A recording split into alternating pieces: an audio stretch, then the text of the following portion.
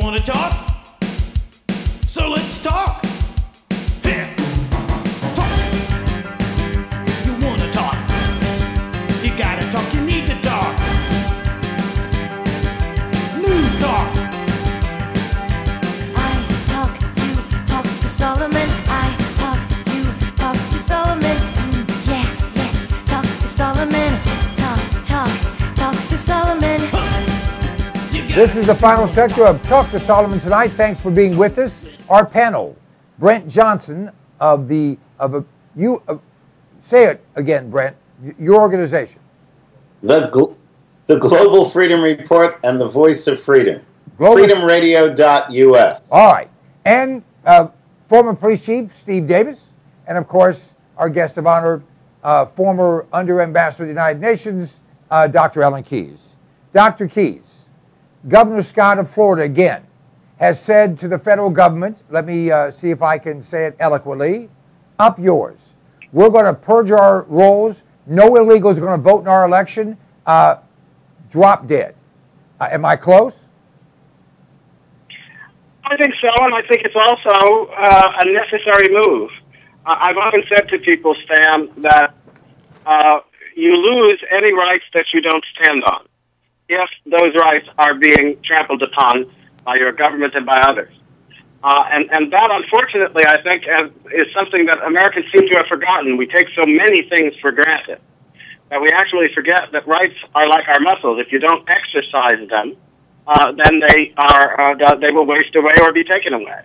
And so we have come to a time now when we are being challenged to stand upon our rights. To stand upon those rights that are clear in the Constitution, to stand upon those rights that are alluded to as coming from the hand of God in the Declaration of Independence, and to make it clear that we intend to live according to the heritage of American liberty, justice, and constitutionalism that says that governments are constrained to respect, that is, instituted and established in order to secure our rights, not to destroy them. And in this case, I think it's going to require that the states stand up and, for instance, assert that they have the right to defend the integrity of the body politic in their states from the careless failure and malicious failure by the federal government to secure the borders, to enforce the immigration laws, and now the intentional effort that's being made to force people to acquiesce in the degradation of the voters' rolls, which is the equivalent, basically, of subverting the sovereign entity of that is the people of the United States. And I think that it is a good thing if the governors will stand up, find the courage that is required in order to stand by what the Constitution clearly has reserved to the states and the people of the states, which is the power to deal with things that have directly to do with their survival, as, for instance, an actual and ongoing invasion of their territory by foreign people. Well said. Brett, your thoughts? Yeah, I think it's also noteworthy that the state of Florida won the most recent lawsuit in which the federal government was attempting to force them to stop purging their voter rolls, their voter registration rolls, of non-citizens. And they won it on the grounds that the court determined that it is immediate and irreparable harm that will be done to the state of Florida if it is not allowed to do these things.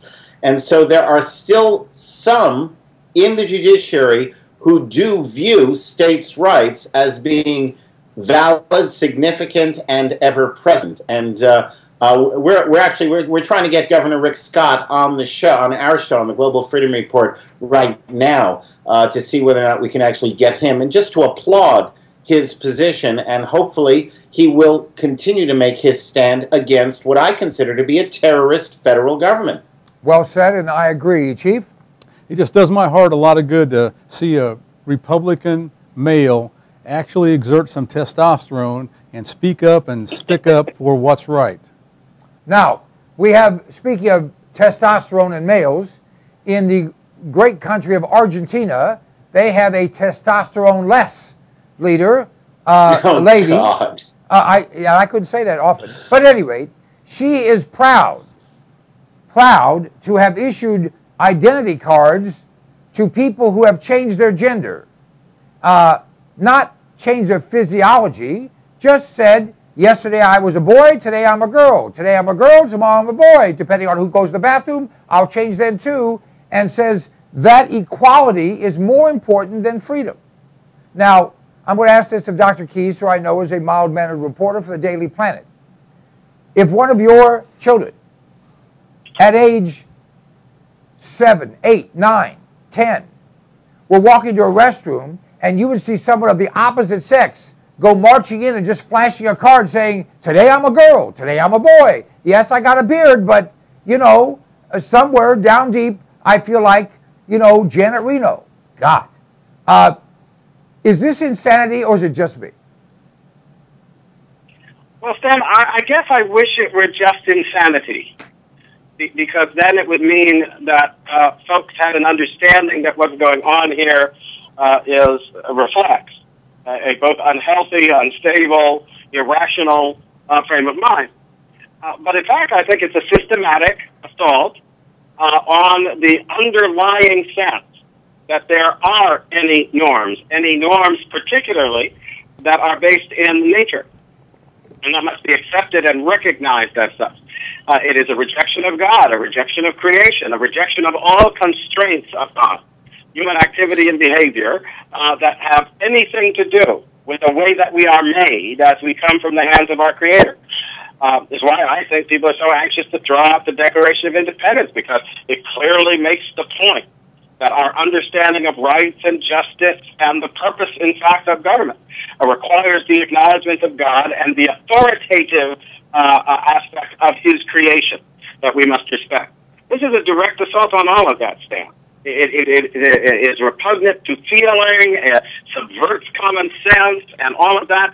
That is true. And in that sense, it's insane. But in another sense, I think it's a shrewdly calculated, coldly pursued effort utterly to destroy the foundations of the understanding that overthrew the age-old system of government by the elitist few and replaced it with an understanding that people have the right to govern themselves based on what? Not just some silly notion of behavioral equality, but on the notion that in terms of justice and the right to rule, we stand equally before Almighty God because we are responsible to His will and authority, not just to our own. That understanding is being destroyed, and these people make it sound like they're doing something for folks. We're going to help you have the freedom to express your sexual identity. Actually, what they're doing is they're going to help you into an understanding that no longer recognizes that there are natural wholes, that therefore no longer recognizes that humanity, the species, has a standing and a status that governments have to respect, and that therefore we can treat human beings with no regard for that humanity, as if they were dogs or pigs or cattle or stones. And that, sadly, is exactly where they mean to take us. I think, Stan, at the fundamental level, this assault on the understanding that there are natural, God-made objects and that we have to have some understanding of ourselves in terms of the nature that we have as a result of His activity. They're throwing all that away precisely in order to establish the kind of regime that will not respect any ideas of humanity. We will all be equal the way motes of dust are equal, the way the stones are equal, the way the elements of nature are equal. Equal in the sense that they have no moral standing, no moral status that has to be respected. And that kind of equality destroys the claims to true moral equality, so that despotic, tyrannical governments can be established that can then somehow warrant and justify the slaughter and destruction of millions, as these communist and other ideologies did in the 20th century.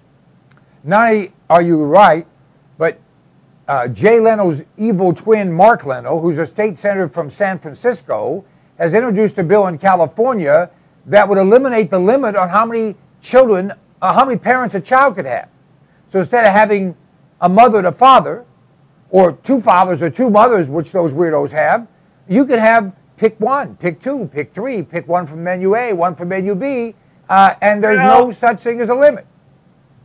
Dan, I was reading, a friend of mine actually called my attention to it, and if I was able to access all the stuff that's on my computer, I could bring it up. but I'll have to do this from memory, but there was a story about research that has been conducted, I think in New Jersey, in which they have actually produced human beings, and this has been going on in secret for some time, so these folks have grown up and they've been followed for some years, who are genetically made up of material from 3 separate parents, 3 separate human beings. So this is an experiment in which they have taken what that Mark Leno person is doing, and they have applied it in such a way as to produce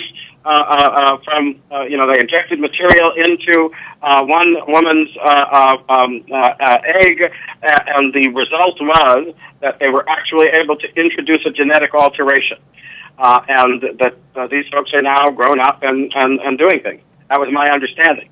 So this isn't theoretical anymore. And it's part of the reason I think that we've been having quietly the debate over whether or not just because we can do something in a scientific sense that alters our genetic makeup, that we are properly and morally allowed to do so. Because it's going to raise all kinds of questions. Having destroyed the claim of belonging that family made to children, which meant that they didn't belong to government, they didn't belong to the corporation that helped the research that produced them. We are actually entering that era in which we will be able to have these people manufacturing human beings according to their specifications using biological manipulation, and then claim to own them as a result. So we're seeing people who will not just be brought into slavery, made into slaves, they will be made to be slaves from day one. And they will argue that because they were made according to their research and specifications, they have no right to be free. Think of where we're going, Stan. Well, again, I think a lot of the arguments we've been having are being made by people who want to take us there, whether we want to go or not. I've heard this, and the whole discussion of partial birth abortion was just a cover for cloning and getting the parts that they need, and the same thing with the embryonic stem cell research. Chief, your thoughts? Well, Dr. Keyes has really said this very, very well, but this is a bait and switch tactic. And the issue is not about a card that identifies you as a man or a woman or which restroom you use. And by the way, kids have had more than 2 parents for a long time. Every divorced couple that remarries, they suddenly have, the kids have 4 parents and 8 grandparents. That's nothing really new. You don't need government telling you that you can have more than 2 parents. But what they're doing here is they're devaluing human life. That's the simple equation. And once they devalue our life, they can do with us what they want. Brent? Ditto. What Alan just said, almost in entirety. I have one thing that I would take exception to, one particular word. I'll get to that in a moment. First off, on the issue of equality to liberty, that is a direct affront to God, as Alan so eloquently did put forward, that this is an issue where people are basically saying there is no God. And God's children are called upon scripturally. This is what is meant by being a soldier for God. Okay, are called upon scripturally to defend God and God's way of doing things. So, indeed, these people, the president of Argentina in particular, Mark Leno's secondary, have turned around and basically are making war on God. The question is, what are you going to do about it? And that's the issue I take issue with. Alan, you said that what they're doing is trying to destroy. They're not trying to destroy. They're trying to subvert. And there is a difference there. When you try to subvert people's belief in God, people have an option there to do something about it. They do not have to be subverted. They do not have to allow themselves to be taken down that dark path, into that pit, into that abyss. They can indeed stand up and say, no, I won't tolerate it. I will not comply. I will not obey. I will not go along with it. I have choice. And that's where we're at, where our belief, our faith in a higher power, our faith in a standard for moral behavior, nature and nature's God, our faith in those standards is being subverted by president of Argentina, by Mark Leno, by all these people who are doing these things, and we get to say, no, I will not do that. I will not go along with it. I will not comply. That's what we're being called to do, and the question is how many people are going to respond to the call. Exactly, because... I would just like to say I stand gracefully corrected. Well, thank you very much. All right, we got about 40 more topics and 12 more minutes, so we're going to do this quickly. The Whitney Houston tribute, I didn't watch it, but I watched some of the replays. Sissy Houston was, Whitney Houston's mother was absolutely, you know, incredible.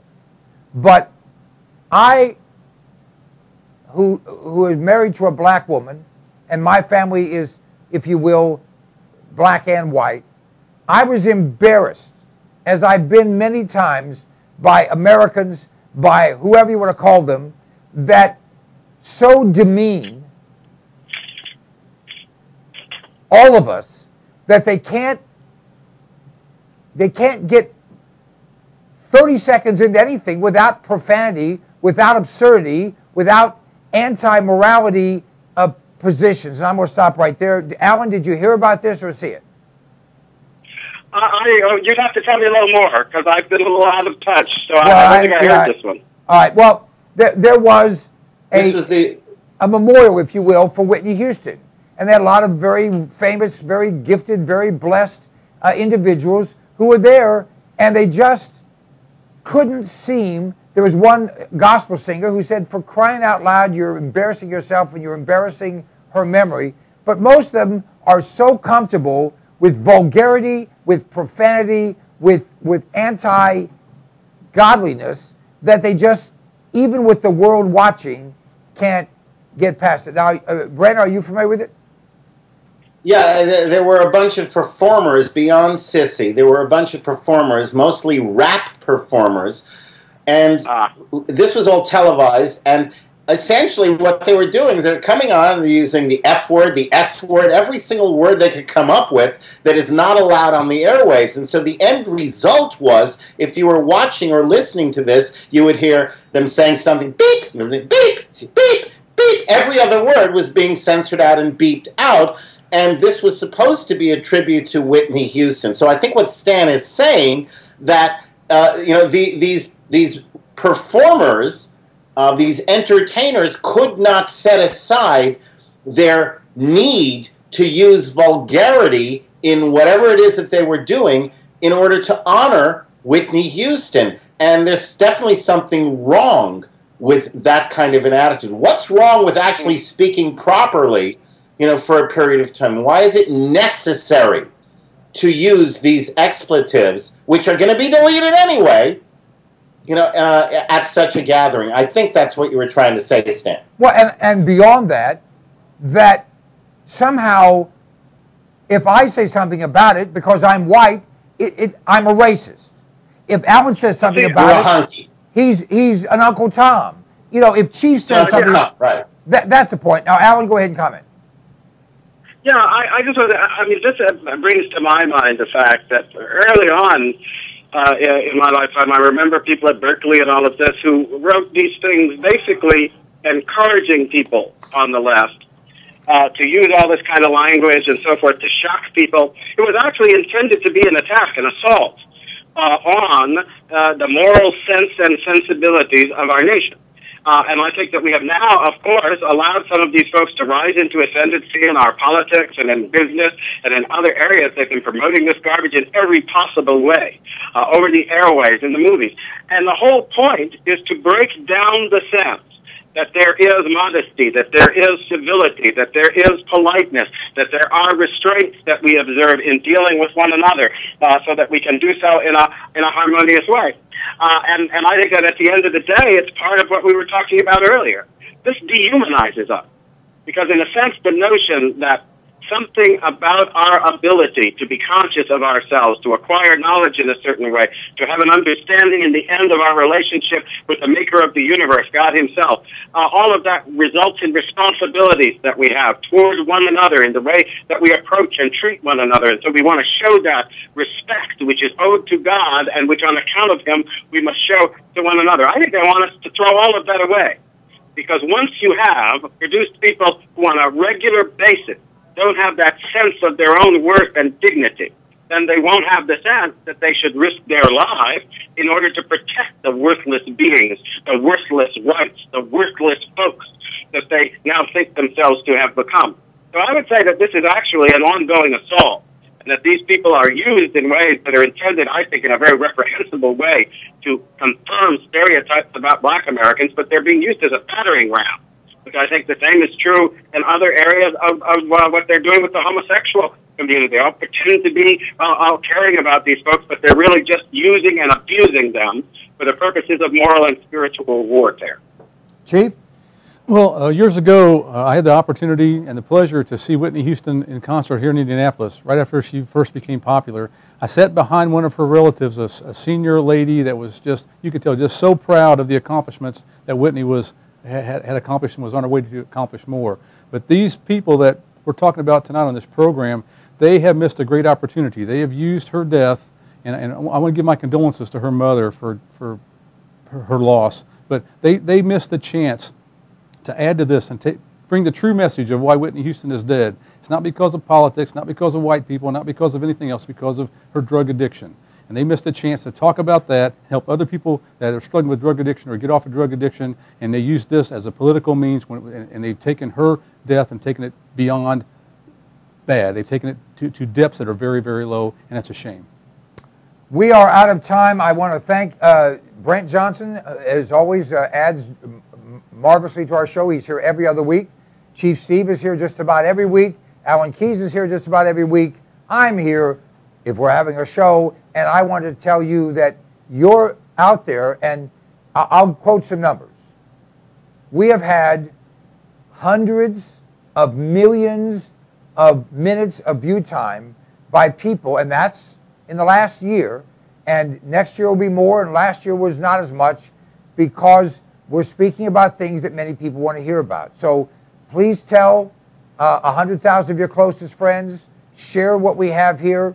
You know, whatever we say is what we say. It's what you take from it and what you do about it that is going to be the future of your family and our families and our country and our world. And we hope that we're contributing in a way that you find worthwhile. So let me go around the table here. Brett, can you say goodnight to everyone? Good night to everybody. And Alan, I would love to bring you on our show on the 21st if you're available. Pencil it in, and let's talk when you get your power back. Alan? Okay, I will do that. I'm looking forward to appearing, and I'll certainly do that when I'm able to use the phone and do other things here, and set that up with my scheduler as well. So I'll look forward to getting together. And thank you, Stan, as always, for a wonderful show. Well, Alan, you contribute to and the happy world. Independence Day to everybody. Thank you very much, Brent. And Chief? Yes, happy Independence Day. Thanks for that reminder. And also, tomorrow, celebrate it, but every other day, fight for it. Love it. Good idea. And I say from the bottom of my heart, God has, God is, and God will bless America if we ask him to do so. Good night. Mm-hmm.